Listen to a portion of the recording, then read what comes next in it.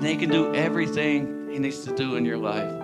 Thank you guys so much. You guys rock. You guys rock. I love this group of people. And one of my best friends ever, right here, Alan Clinton. Alan, we traveled to Parkersburg together when we moved here. We were in the same van on our way here. All right, so let's just jump right into it, man. I'm not going to keep you guys a terribly long time, but I do know that God has something really special for tonight. I think that we're gonna like look at this thing about this. Like, if you come out of a life that was just full of heartache and full of all this bad stuff, but you don't find purpose. You've heard the phrase before that a person with a future will never return to his past. But a person without a future has nothing to go towards. So I think what God wants to do is this. He wants to activate purpose. Now, that doesn't always mean that like you have the whole picture of what your life entails. That doesn't mean you have every answer. Part of that is not having the answers but proceeding forward anyways in spite of not having the answers, because you have to put some trust in something other than yourself. And without the faith, it's impossible to please God. So I think about like, if he formed you in your mother's womb, this is what it says in Jeremiah. Before I formed you in the womb, I knew you. Like, he knew you. Before you were born, I sanctified you. I ordained you a prophet to the nations. And then he said, Lord God, behold, I cannot speak, for I'm just a kid. But God said, do not say I am just a youth, for you shall go to all whom I send you. And whatever I command you, you shall speak. Do not be afraid of their faces, for I am with you to deliver you. Because sometimes we get so caught up in our mind, we tend to believe that, like, we're not qualified. Well, absolutely we're not. But the good thing is he qualifies you. It's not based on, how smooth of a talker you are. He'll give you the right words to say. So there's no pressure walking in purpose. It's not something you have to strive towards. There's no pressure. There's just an immediate knowing. You know what's crazy is I think about this whole thing, and as this story progresses, Jeremiah goes on to do amazing things. And I think about, like, he put something in you before he ever formed you in your mother's womb. I think about, okay, so Abby is 13 weeks pregnant. 13 weeks ago, God knew this baby before the baby was in her womb. And God gave this baby already a purpose. And so if this baby already has a purpose, then I wonder what yours is. Like, there's got to be one for you, right? If this baby that's the size of an olive, it's like that big, has a purpose, then we all have one. And so we're going to walk through what it means to be sent tonight. What does it mean? Because we always hear, like we did the Christianese thing that one night, and we were like, the Christianese terms we hear, but we have no idea what they truly mean. And then there's one we hear a lot behind me where it says, like, send me. God, send me. And so I think the best way to find out the meaning of what these words actually have is to follow somebody who was sent and kind of see what the process looked like. So tonight's going to be really cool, because what we're going to do is realizing that each and every purpose in this room, or person in this room, has a purpose.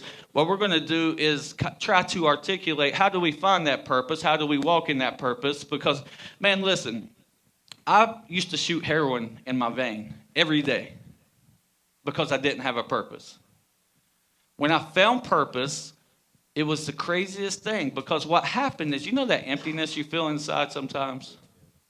And sometimes, you just feel like this void inside of you, and you're like, I don't understand how to fix this. And this is not a drug addiction thing. This is a human thing. Please understand, a human thing is to have a void. Well, God wants to fill that void. And one of the ways that I believe that he fills it is setting you up for purpose. And like, if you think about, he's always trying to connect you to people who can help propel you into your future. You ever thought about that? I think about this thing like where, okay, so when I was a kid, like real small, I grew up beside this guy named Jared Pugh. And I never thought much of it. His dad was a pastor, and his dad was a pastor of this church that was called Bolt Church of God. And so what happened was, as we got older, Jared kind of went down the wrong path for a while. So his dad sent him with this ministry that he saw at a conference called Eddie James Ministries. Look at this connection.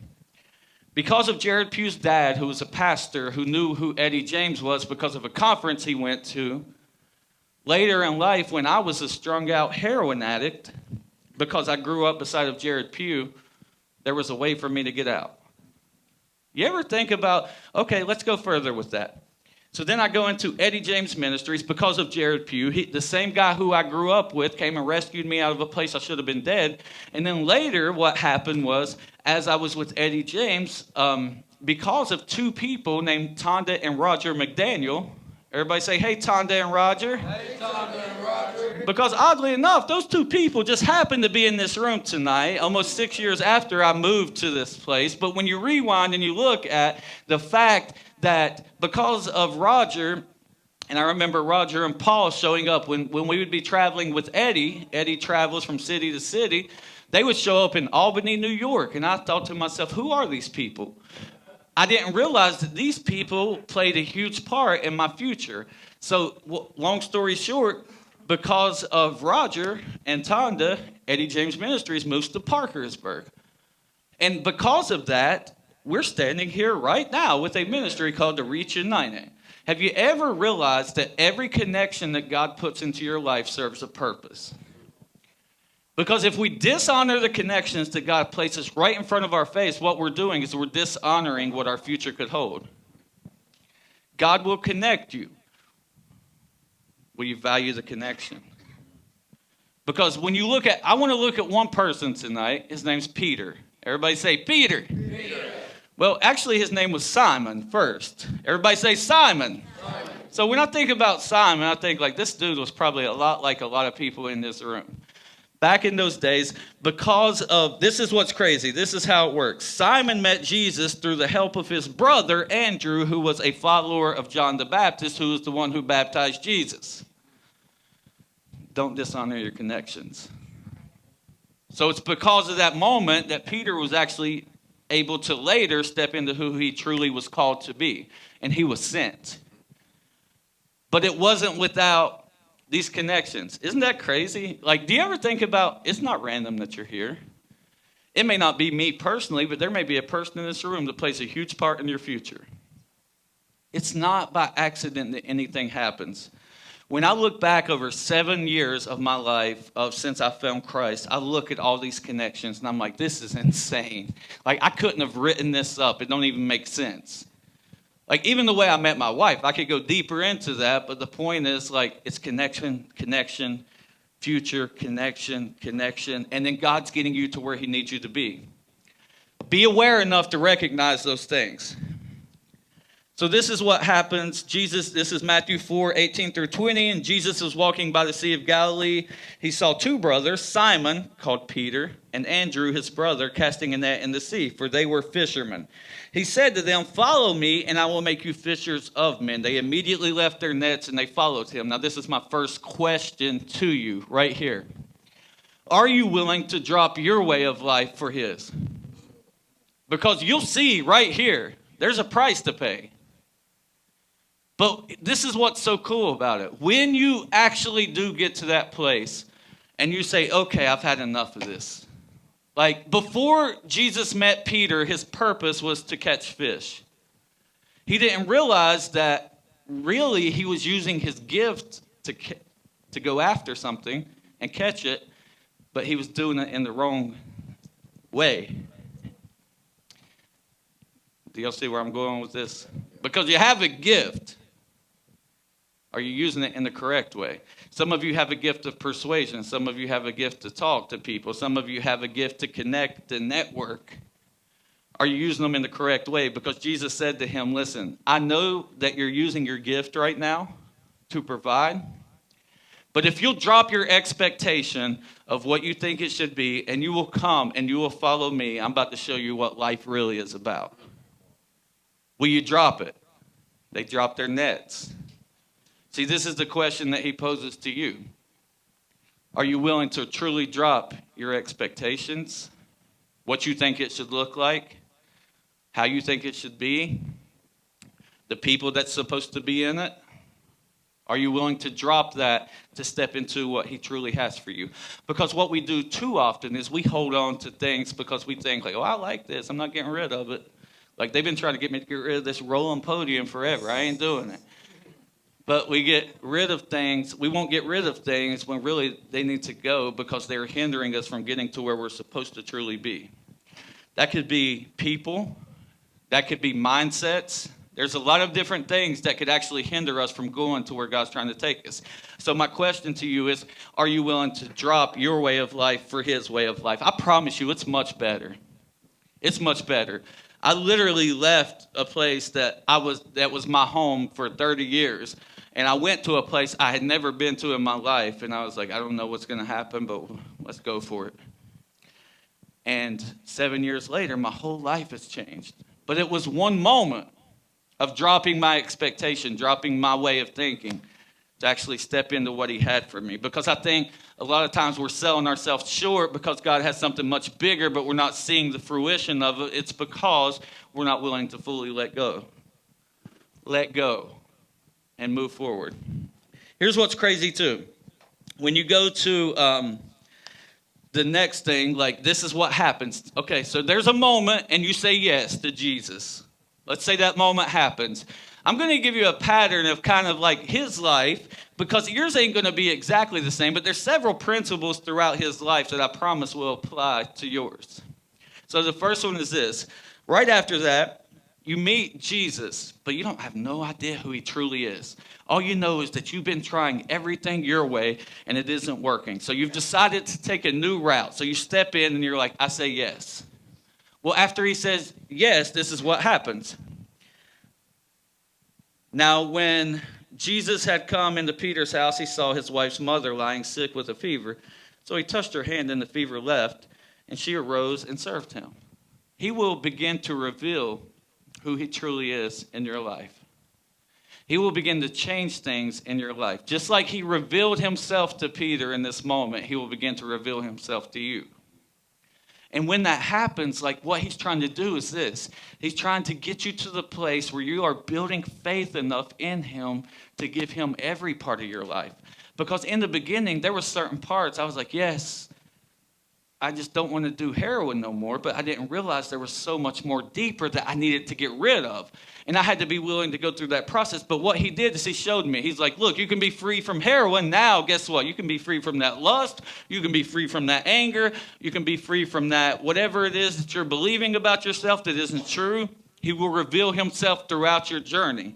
That's what's really cool. Now, this is my question to you, my second question. Will you believe that he truly is who he says he is? Because there's times throughout this where we think like, is this real? Let's just be honest. We all have had those moments where we're like, was that just my emotions? Or is this really real? Is this just a feeling I felt? Or is he really who he says he is?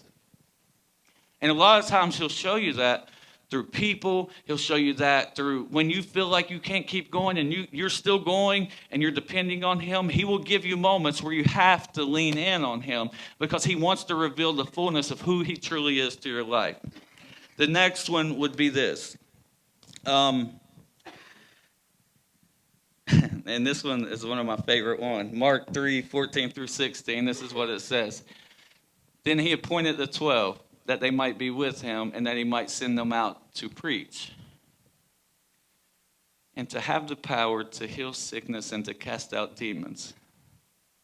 Simon, to whom he gave the name Peter, which means the rock, which means foundation, which means immovable, which means that it's not going to be without some hurdles along the way, but I'm still going to see the value inside of you when you can't see it yourself.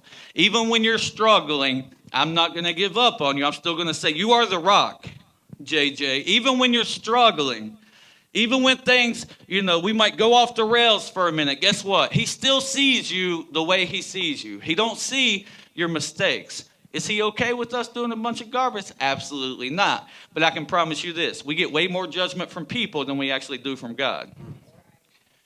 And so do not be condemned. I'm saying this, like, as long as you pick yourself up, man, you keep moving the right way, I can promise you we'll always love you.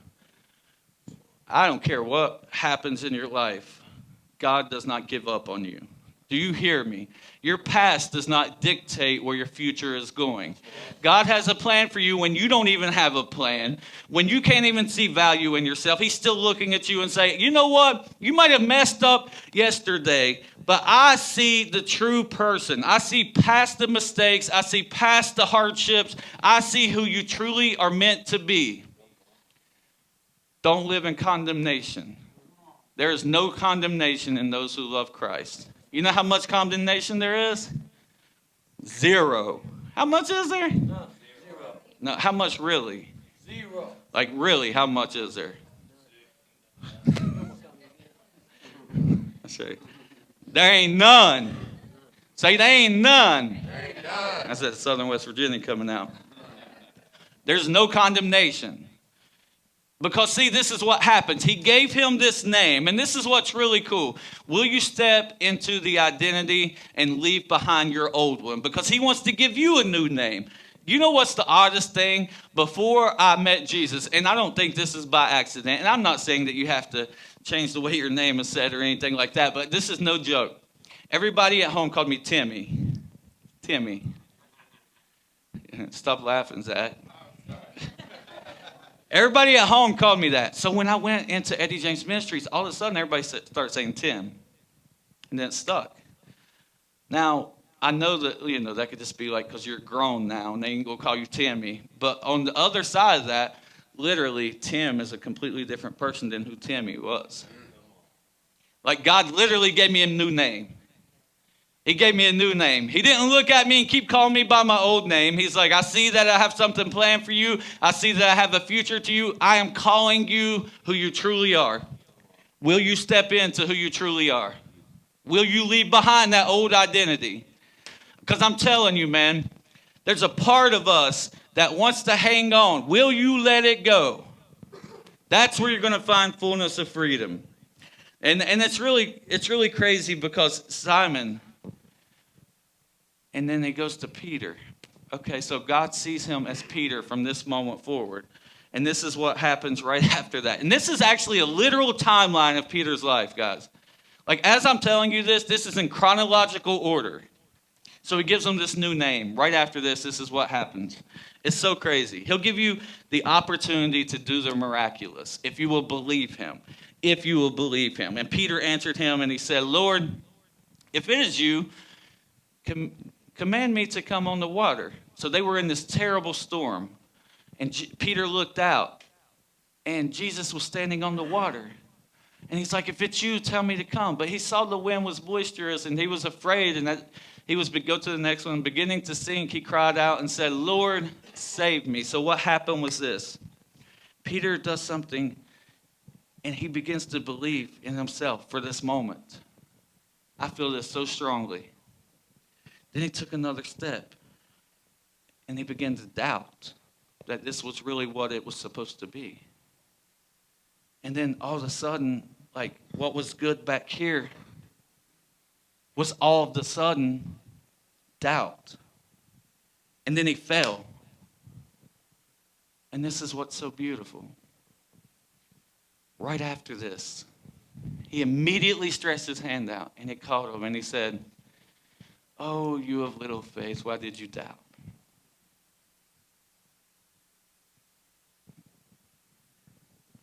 Why did you doubt? I was trying to take you somewhere. Why did you doubt? I was showing you what you're truly capable of. Why did you doubt? I was showing you that you can sustain something that you don't feel like you can sustain sometimes. Why did you doubt? But the part that stood out to me the most was this. Like as soon as he fell down, Jesus was like, get back up.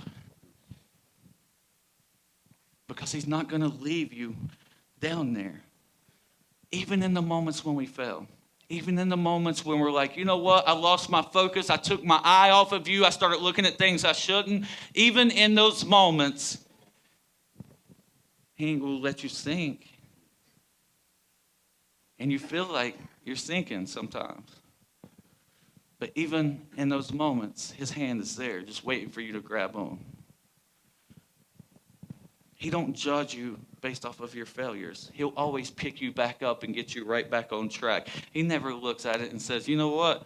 You made one too many mistakes. You're disqualified this time. He looks at you and says, you know what? You might have failed this time, but I have faith that you're going to learn. Because we are his children. Do you understand this? That when you have a child, how many people have kids in here? You have to teach your kids constantly, right? And it's like this. I thought about this last night. I was like, sometimes, don't tell nobody. I don't want CPS to be called. But sometimes I'll put Cash on my lap and we'll drive around the block, right? And this is what I notice when that happens. He's 3. He's old enough to start learning how to drive now. It's about time somebody starts teaching him some things. So as we're driving, this is what he does. So he'll have his hands on the wheel, right? And he'll just be like this. And we're like, whoop, whoop, whoop. And I'll try to stick my hand on the steering wheel, to make sure we don't go in the ditch. And he'll kind of smack my hand back and be like, stop. And we do this. This is us. This is us driving our own life sometimes. And we're driving and we're like this. And God's hand comes in and he's like, oh, whoa, you're about to go in the ditch. And we're like, get away from me. I got this. Here's what's the reality, too. We feel like we're in control. Like Cash thinks he's in control. His feet ain't long enough or his legs ain't long enough to reach the gas pedal. So somebody's controlling the gas pedal and the brake. And when he cannot see it, even my hand is over here like guiding the steering wheel. But he feels like he's in control. But he's not truly in control. This is how God is with us. And sometimes he wants to step in and be like, yo, you're about to go in the ditch. Get over this way. And we got to let him do that. Because sometimes we'll start thinking our ways. We'll start doing things our way. We are stubborn as all get out. Come on. You know what's crazy is even with Peter, fishermen in those days, they were cussers. They were rough. They were rough around the edges. They weren't like, because sometimes when we think of Peter, we're like, St. Peter. No, not at first. He was a little rough around the edges. But God was always in control. And even in the moments when Peter would fall, he would always be there to pick him back up. And that's the message for you guys tonight. That God's always going to be there to pick you up. No matter what you're going through, he will give you opportunities to do the miraculous. And guess what? If you do not get it perfect, he's not looking at you and throwing you out. He's still going to give you a chance. And this is what he does next. He gives chances to people who are the most broken. He gives chances to people who really do not deserve it. Like, this is what's crazy. It's right after that, he says, you are Peter, and on this rock I will build my church. On this rock, I will build my church. Meaning that the future of the church is in your hands. But wait, I just fell. But I see the value. You're going to put all that on me. Yeah, but I'm not giving up on you. I'm going to guide you along as you go. Even through the failures, he sees what you're capable of. And right after he says this, after he says, on this rock I will build my church, and the gates of hell will not prevail against it. You know that's a literal place. I won't tell that story now. I went there one time with Eddie James. It's a literal place he was talking about where they sacrifice babies and all this stuff. But he said, the gates of hell will not prevail against it, and I will give you the keys of the kingdom of heaven. And I think about that, like, when you think about, I will give you the keys to the kingdom. Are you going to be a good steward over what he gives you? Are you going to take care of what he gives you? Because the next thing that happens is this. I need to ask you this question first. Will you be sold out to him so that he can build his kingdom through you? Because he's going to have to work on some things in you. Let me tell you one thing. He will be as patient as he needs to be with you through the process. But he always wants you moving forward. He don't want you stuck, and he don't want you to live in cycles.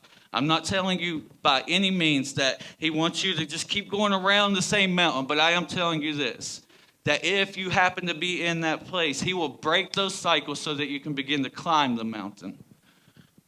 And so the next thing is this. Like, you think about that. He looks at this dude who was rough around the edges, who wasn't what we would think about when we think about what does the future of the church look like. And you think about it here in Parkersburg. What does the future of the church look like? We have an assignment, a bunch of people that are broken. I'll think about like Peter. If you look at all the disciples, none of them were probably people you would look at and be like, yeah, he's a good fit. Each one of them had their own brokenness. They had their own shortcomings, but God still used them. But as you go through your process, this is what's so cool. He will begin to sanctify your tongue. But are you willing for it to be sanctified? He will begin to sanctify your mind. But are you willing to get rid of all the garbage that goes in it? He will begin to sanctify the things inside of you, but you have to be willing to let go of those old things so that he can put the new things in place.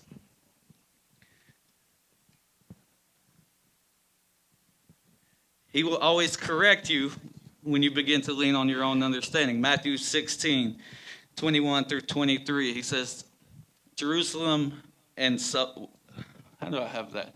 From that time, Jesus began to show his disciples that he must go to Jerusalem and suffer many things. So what he was telling them was this: I'm going to be crucified, but he was telling them in a way that was kind of like roundabout, kind of maybe, parable-like. And he was telling them, like, I'm going to have to leave you.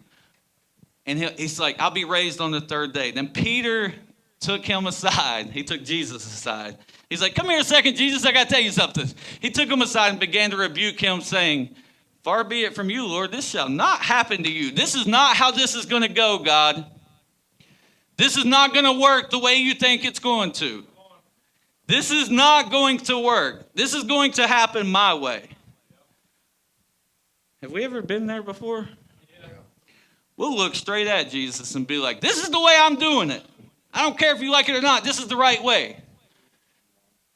Has anybody else done that? Yeah. I've done that like a couple times. And then this is what he says. Get behind me, Satan. You are an offense to me, for you are not mindful of the things of God, but the things of man. Because in his human understanding, it would have made sense for him to stay with him. Because he's like, we really need him. But the reality is, we have to get our mindset shifted so that we can begin to see what's good for God, not just good for ourselves. Get out of that human way of thinking. Get out of that way of your own understanding and step into saying, okay, God, I don't know what's best right now. You tell me what's best. Kill your pride. Kill the pride. Pride will keep you stuck. And it says this in the word, that it always comes right before the fall. Kill the pride. Get behind me, Satan. But wait a second. Do you know this literally happened right after he said, I'll build my church on you?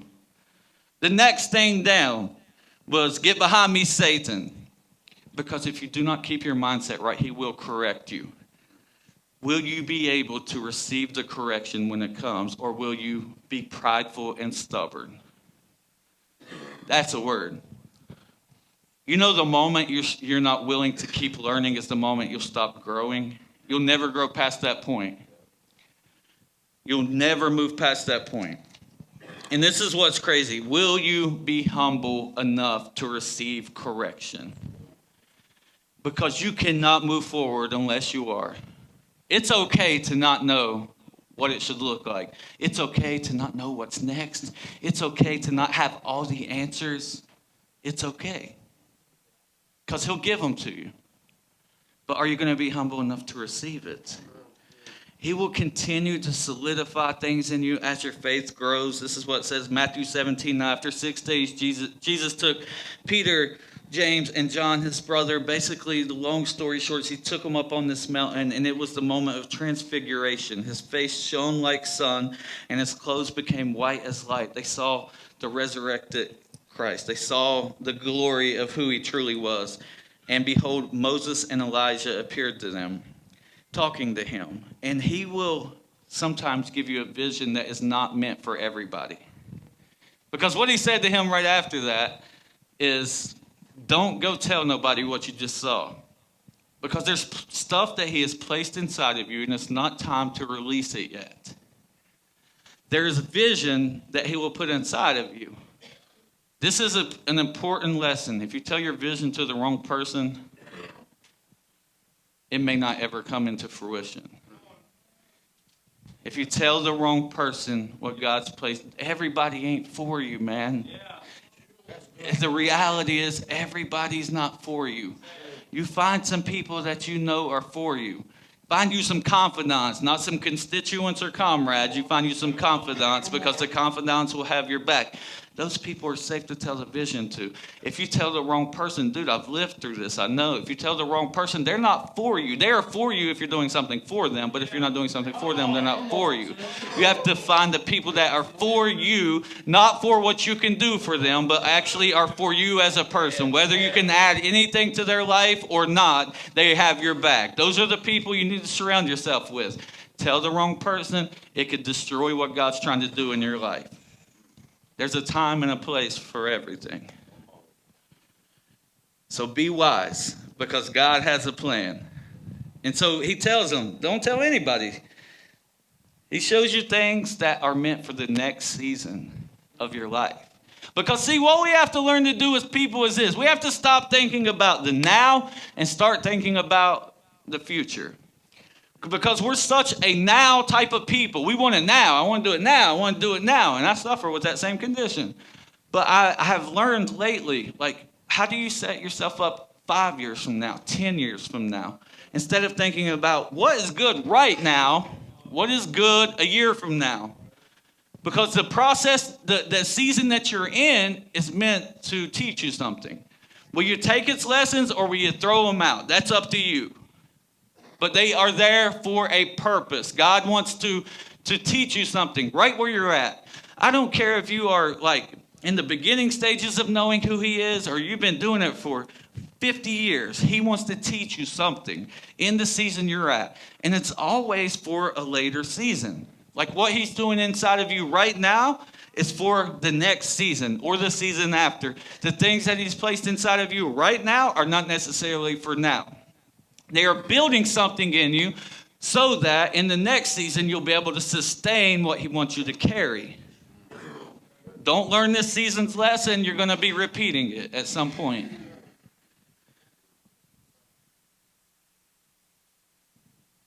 Will you allow the season to serve its purpose?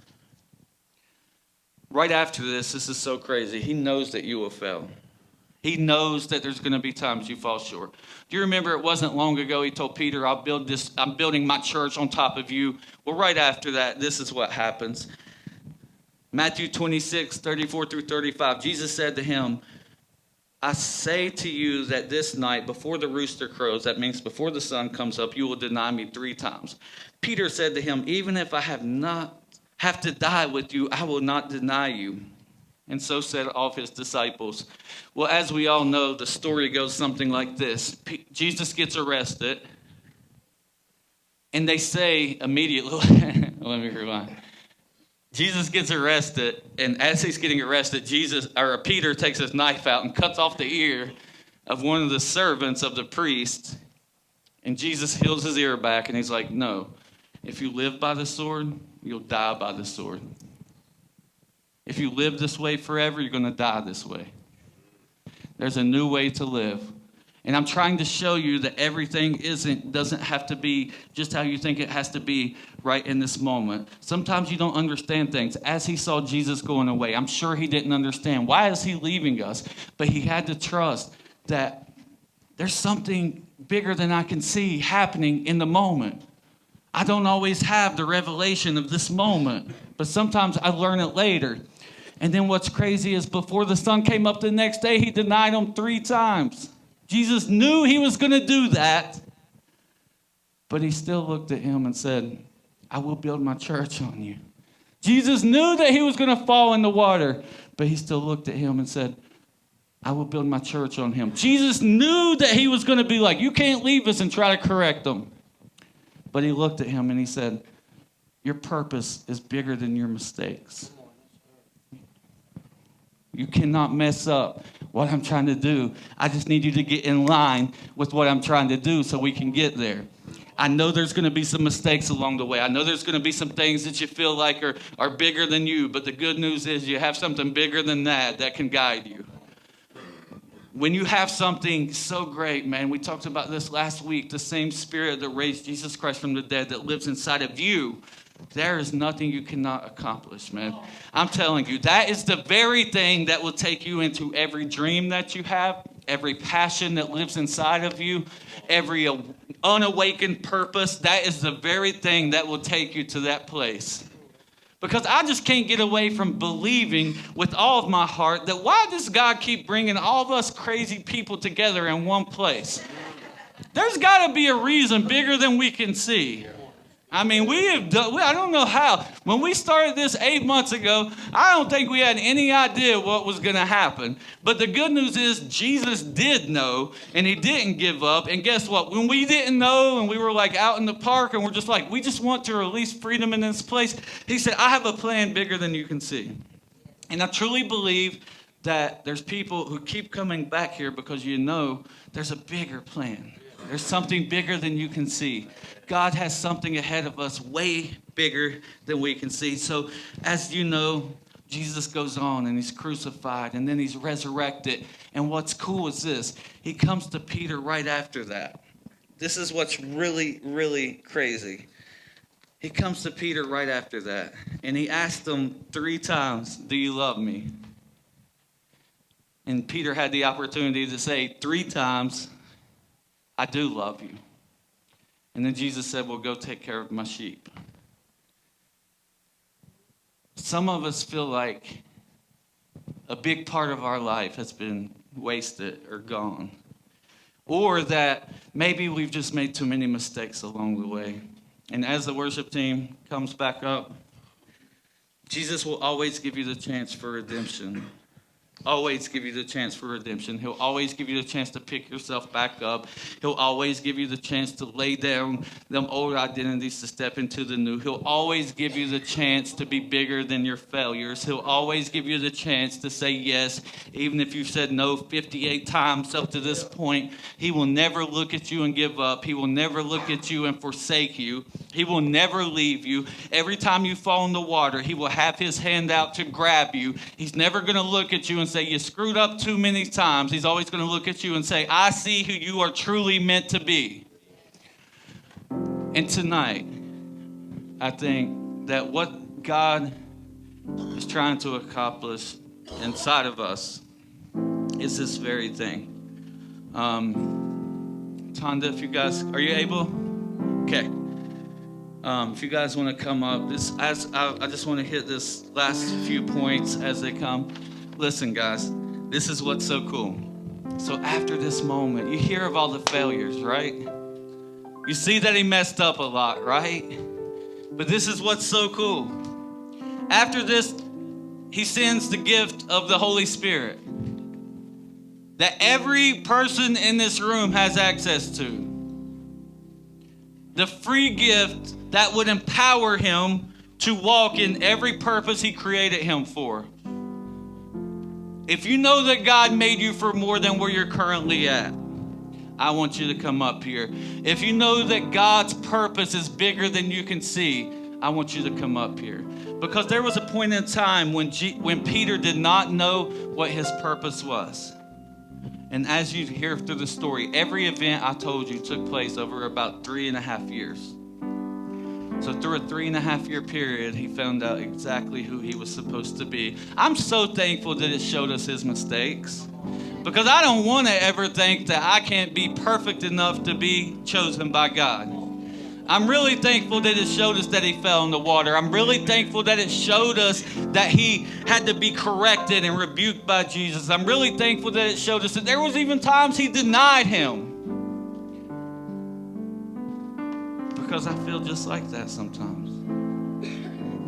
He ain't looking for perfection. He's looking for willing hearts. And so after this, he goes on. And one day, he converted 3,000 people to Christianity. They were filled with the Holy Spirit. There's a moment in time, he's walking past people and his shadows are healing them. But it's the same guy who denied. It's the same guy who fell. And it's the same guy who had to be rebuked.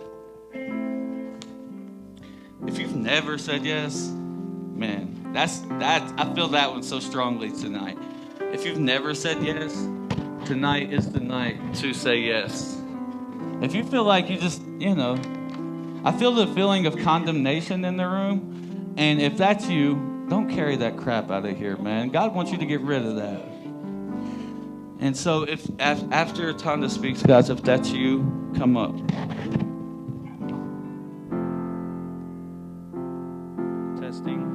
Testing. Yep. There's a few of you in here tonight. I know God has been speaking to you.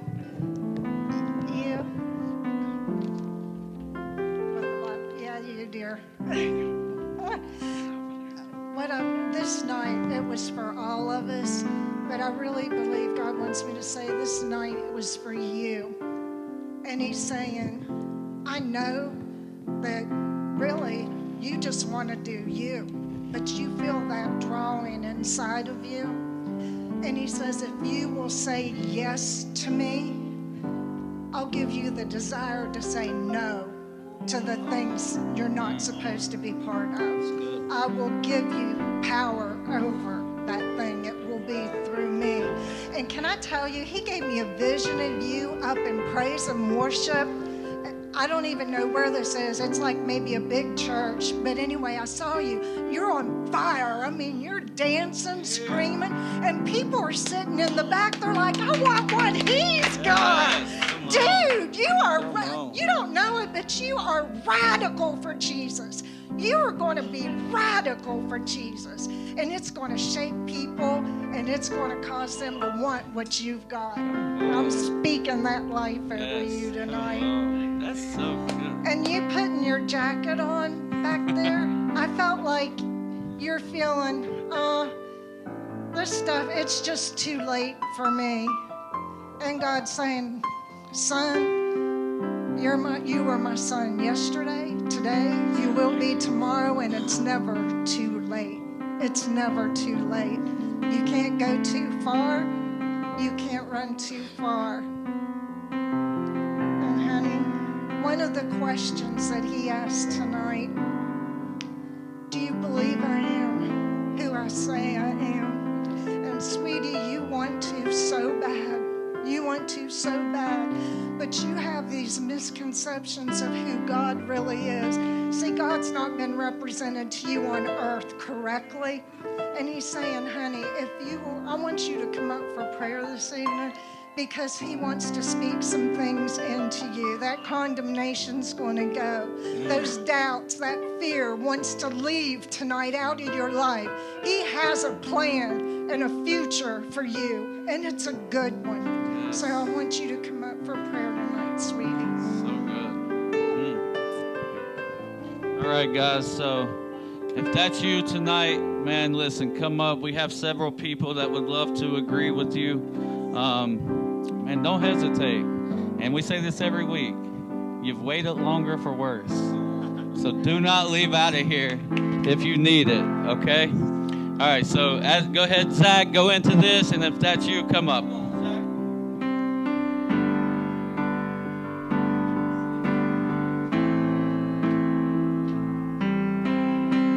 One last thing. Ashley, put that last question up there. Will you be sent?